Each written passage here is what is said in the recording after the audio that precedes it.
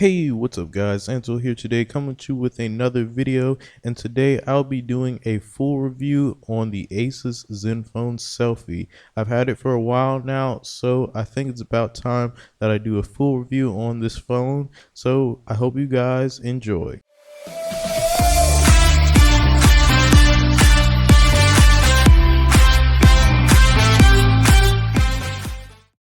Alright, so you can get this phone for around $200 to $300, and you can get it on Amazon and various other sites now. It was released in August of 2015, so be mindful of the specs on this phone as they are later back in the years. So I am going to start off with the outer specs first and then go into the inner specifications. After that, I will do some sample pictures of the phone just to show you how great the photo quality was and what this phone is really made of. So this phone has a 13 megapixel rear facing camera with dual tone LED flash and laser autofocus. On the front, you're going to get another 13 megapixel camera or selfie camera, and you're also going to get another LED dual tone flash, but you're not going to get the laser autofocus. That is only for the rear of the camera. It has dual microphones, one on the top and one on the bottom, and it also has a 5.5-inch screen display, Super AMOLED 1080p, and it has 403 pixels per inch. It is an IPS LCD capacitive touchscreen and can produce up to 16 million colors. You can also put up to 5 fingers on the screen as well, and it also weighs 170 grams or 6 ounces. And last but not least, it has Gorilla Glass 4, as well as the back part is made of a 3D printing machine. Alright, now that we went over the outer part of this phone, we're going to go ahead and go into the inner specs. So first things first, I want to go ahead and say that this phone has two different types of models or storage models. The first one is 16, what I've got, and it has 3 gigs of RAM, and the other one is a 32 gigabyte with 4 gigs of RAM, and they both have an expansion up to 256 gigabytes on a micro SD card. This phone has a Qualcomm Snapdragon 615 chipset and is running on Android 5.0 out of the box, and is upgradable to version 6.0 Marshmallow, and will probably soon you'll be seeing 7.0 Nougat on this phone. And it also has an octa-core processor. For the GPU, it has an Adreno 405. It has a removable lithium-ion 3000 milliamp battery. It has Bluetooth version 4.0. It has a fast charge version 2.0. It does not have NFC, which stands for near field communication.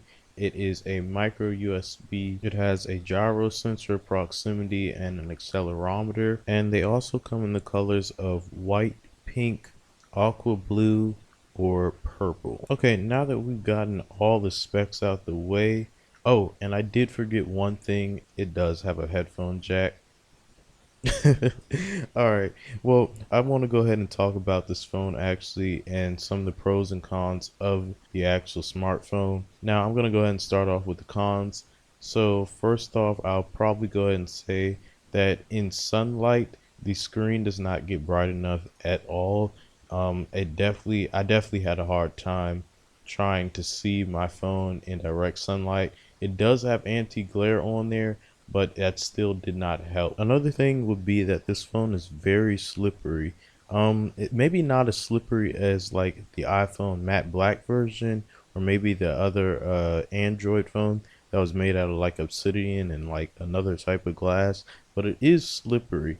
I do find myself letting it fall out my hand, but I would say you definitely need a case on. I just don't like cases. I prefer feeling the phone in its actuality, but I would probably say it's nothing to be like worried about. Just put on a case for the phone. Another thing would probably be is that the fact that I can't download some of the apps that I paid for in my Google Play, and I can't download it, so I can't even play. I don't even know what the game is actually like because it won't allow me to download it. It says I can download it, but once I press install, it makes it reset the phone.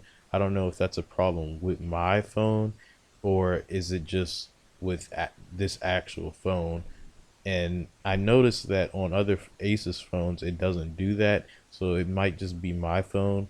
But another thing is that Snapchat tends to not work well. It does error out a lot. I mean, it does that on most Android phones anyway, but I do tend to see this more on this phone than I have on my older Motorola. But if you do want to follow me or add me on Snapchat, it will be in the link in the description below. So please add me on there. I think the last two problems or cons that I had with this phone is that first was the power button is on the top. That is very aggravating when you have to press this huge phone and the power button is all the way at the top. Now on the newer versions of the Zenfone 3 series, they actually stopped doing that. It's actually on the side now, which is great. I hope to do a review on the Zenfone 3 series, at least on some of those phones later on. So let me know if you want to do that in the comment section below. But one thing I did notice with this phone was that the power button was on the top and it is aggravating, but they do have a double tap version where it can turn on the phone by just pressing the glass, which is very helpful. And I mean, it doesn't solve the problem, but it does help it better. And lastly is going to be the bezels. And I know now a lot of phones for 2017 have just, it's amazing what the LG G6 has done as showing the bezels. It's just crazy. But anyways, the bezel on this phone is huge. It's ridiculous. And it's kind of like a waste of space. It seems like they could have added dual speakers if they really wanted to and made the camera just a little bit smaller. But that's just my opinion. That's what I think. But other than that, I think that's all the cons that I had for this phone for right now. If I remember any later, I will say it in the video. But we're gonna go ahead and go on to the pros. There are so many great things about this phone that I really don't even know where to start, but I guess I'll start with the camera. The camera quality is amazing. 13 megapixels. I know a lot of cameras now are just at 12 megapixels and use a different like pixel density to make the picture look better.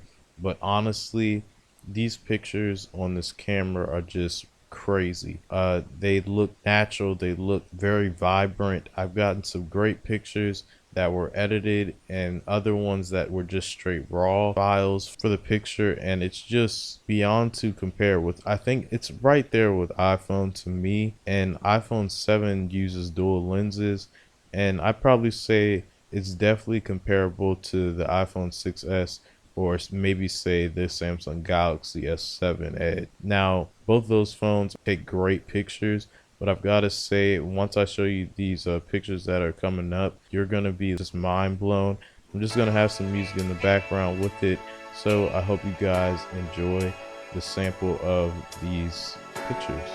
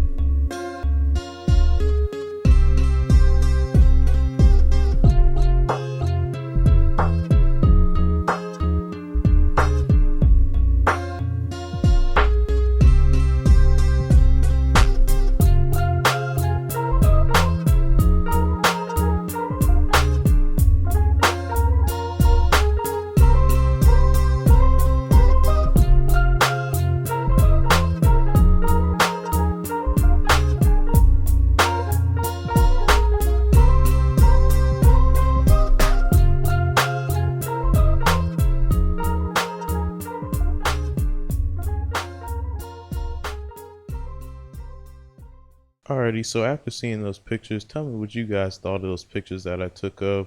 Those are all mine. I filtered some of those, but like I said, about 80% of them were raw files that I did just take. And like I said, with this camera, when you can get great lighting and just having like that perfect area to take it in, you can get an amazing photo, almost like a DSLR. It's a great camera. The video recording is great. Basically, what you see me make my unboxing videos on, this is what I use. I use this camera for right now until I can get an actual camcorder.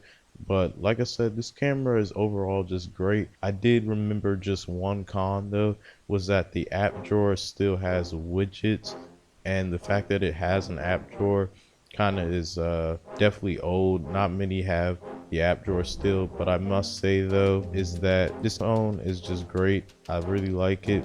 The back of it looks nice. It looks like a premium smartphone, even though it's made like a normal $200 to $300 phone. It looks like a higher price phone, which is actually good. And like I said, for it to be $200 $300, you get great specs, great things out of it. Overall, it's just a great phone, and I definitely would recommend it. So if you did like this video, remember to give it a thumbs up. If you didn't like it, give it a thumbs down. Comment and tell me why in the comment section below. If you did like the video, make sure you comment in the comment section below as well. Follow me on Snapchat at swaglife365, and also follow me on Twitter at the Angelo Giles1. This will all be in the link in the description below. I'll have the link to buy this product in the link description below as well. And once again, thanks you guys for watching, and until next time, peace out.